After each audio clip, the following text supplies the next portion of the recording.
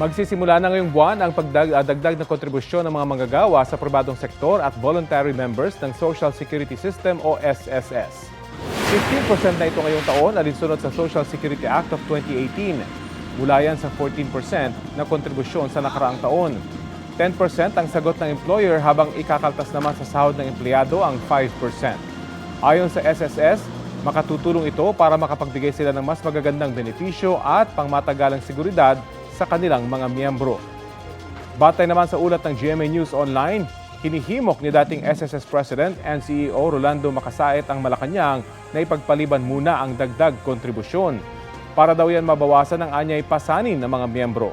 Mahigit 100 bilyong piso naman daw ang kinita ng SSS nitong nakaraang taon. Umaapel na rin ang ilang mambabata sa Malacanang at tinawag na cruel New Year's gift ang pagtataas ng kontribusyon. Sinusubukan pa namin kunan ng pahayag ang Malacanang ukol dito.